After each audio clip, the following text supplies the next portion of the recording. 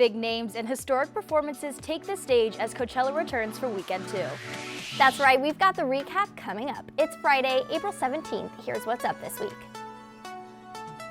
A secret Disney partnership just sent IU students to a galaxy far, far away. Stay tuned to see how these voices landed a role in the newest Star Wars epic. Plus, rubber ducks race through Dunn Meadow for IU's annual Duck Derby, supporting local charities. And as Bloomington warms up, events are popping up all over town. Stay with us as we revisit 3 local events.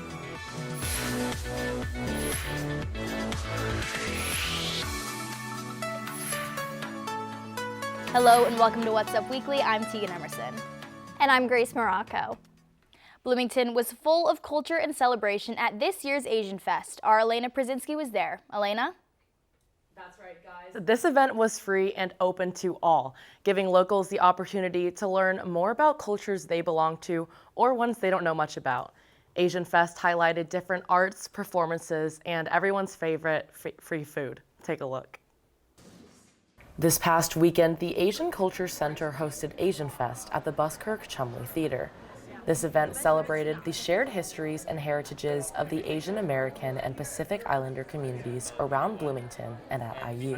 It's very hard to find your community and your people sometimes in such a big school, but IU has done a great job of giving people a place to feel at home.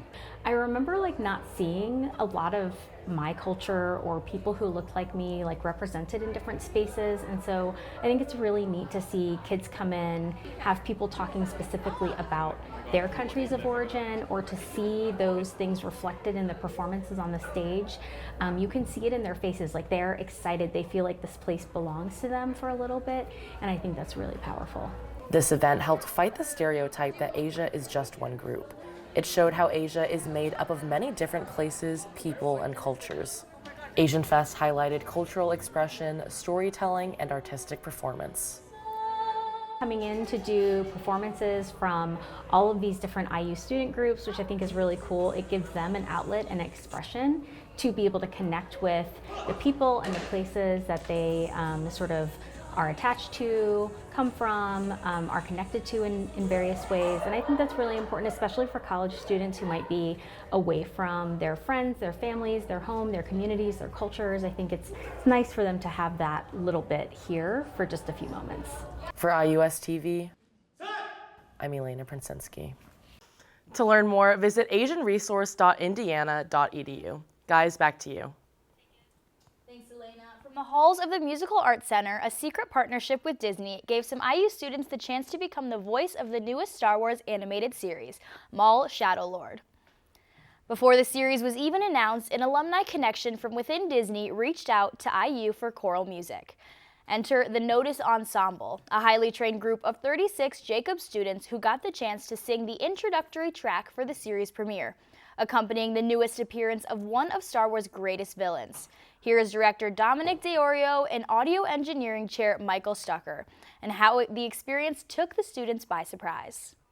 Certainly for the audio engineering students, they were incredibly nervous because, they do this sort of work all the time, but to do it with people in LA, and for this whole series, the pressure of that made it pretty extreme. And it was also really short notice. Yeah. And, I think the student singers were so enthusiastic. And because there was this secret embargo for a year, we had no idea when they were going to release it, right? And we had access to the title of the series and the logos and the animation, and they got to preview it and then were sworn to secrecy.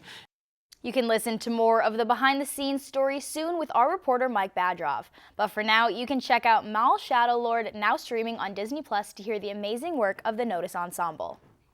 Still to come on What's Up Weekly, from takeout only to a full dine-in experience, one Bloomington restaurant is serving up something the city has never seen before. That's right, we'll show you how it all started. Stay with us.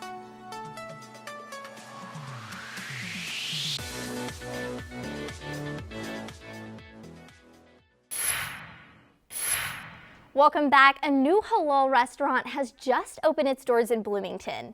Layali Feast is the first restaurant to offer halal food in town. Owner Asef Kademi started his career out of a ghost kitchen inside the Turquoise Cafe in 2025. As takeout orders increased and word spread, he looked to find another location. If you're looking to dine in, hours are 11:30 to 1 a.m. every day except for Monday. Students on campus came together this weekend for one of campus's biggest traditions, Culture Shock. The annual event, hosted by WIUX, highlights local music and student organizations.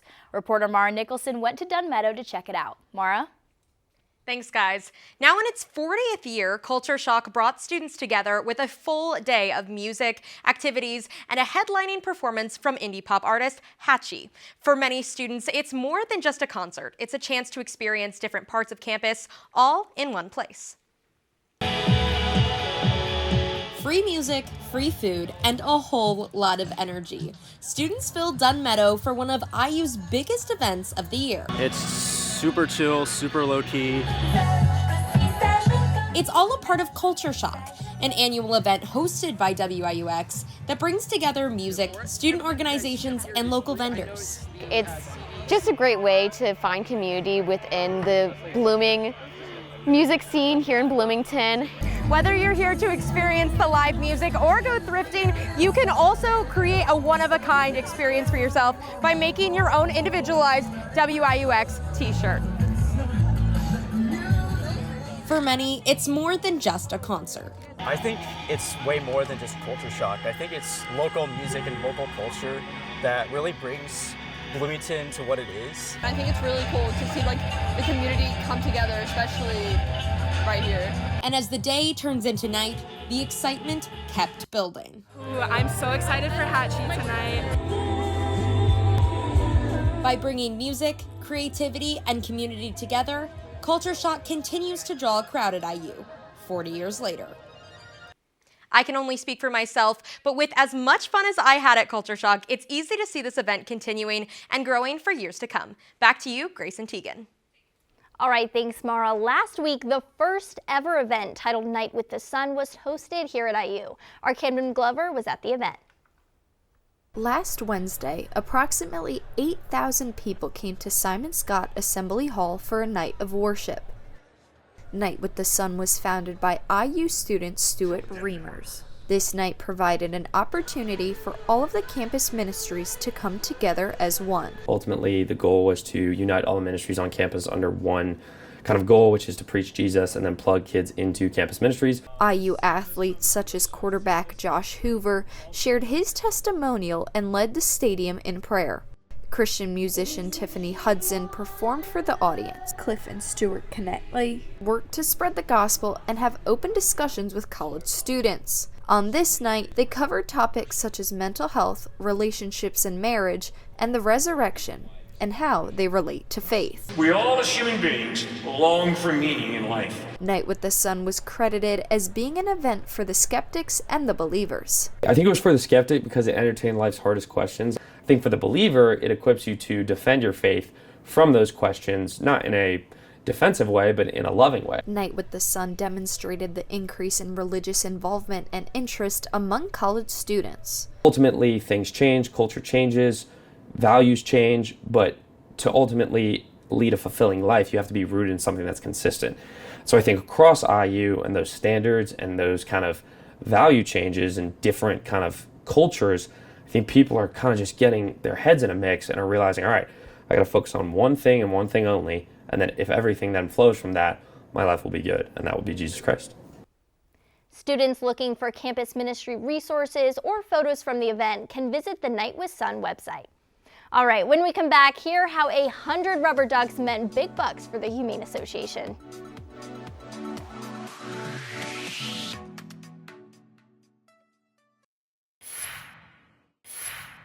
All right, welcome back. This weekend, rubber ducks race for a positive cause. Lara Canane tells us how. Thanks, guys. If you were walking past the IMU this past weekend, you probably saw a lot more people watching the water than normal. I had the chance to speak with Alpha Phi Omega and find out why. Although it might not be your typical kind of race, it still got people invested this weekend. The River Jordan was filled with, surprisingly enough, dozens of rubber duckies. In APO, we do a lot of service with the greater Bloomington community as well as on campus at IU, and this is really just a great way to engage the public with our cause. APO says this event is one of their easier ways to get people involved. Show up, buy a duck for only $1, and you're contributing. It helps raise funds for an important cause like animals, really close to a lot of our hearts. All of the money from the race goes to the Monroe County Humane Association and the Brown County Humane Society. A lot of people think that we're an animal shelter, which we're not. There are a lot of times that things happen in our lives that could mean because we have limited resources, that we're in crisis, that we might lose our pets, or they might end up in a shelter. And so all of our programs and services are about keeping the pet with the owner in a home and out of a shelter. The organization's main goal is to support owners where they need it and to reunite pets with their owners at the end of the day. We have a crisis housing program, so if you're trying to flee like domestic violence, or you're going into addiction recovery, or you're being hospitalized, or any number of reasons that we're in a crisis, we'll care for your pet while you deal with that crisis, and then you come back and you're reunited. So while the race itself may feel lighthearted, the impact that the event has is significant. I think it's perfect. And it's actually especially important this year to raise funds because if you haven't heard, the Monroe County Humane Association was recently impacted by a tornado. Which is a huge part of why the turnout this year matters more than ever, even if, on the surface, it just looks like a bunch of ducks floating down the river. If you want to learn more about ways to support the Monroe County Humane Association, check out monroehumane.org. Back to you guys. All right, thanks, Lara. If you're looking for a fun activity on the weekends, you can check out the Bloomington Farmers Market. From now until October, every Saturday from 8 to 12:30, you can explore local produce, artisan goods, and live music. The market features farmers from across Monroe County offering everything from fresh fruits and vegetables to handcrafted honey and baked goods. Time at the farmers market, so people coming together as a community, and that the land, like people are like taking care of the land and their soil, and growing food, and then bringing it to the farmers market so all the families can enjoy it. The market is held at Showers Common right next to City Hall. For details on vendors, schedules, and special events, you can visit bloomington.in.gov/farmersmarket. Indianapolis was busy with events during the Final Four, and our Elena Przinski was at Swish, an art festival which celebrates college basketball. Elena? Along with the Final Four, Indianapolis hosted Swish, a citywide arts and culture festival here at the Epicurean Market.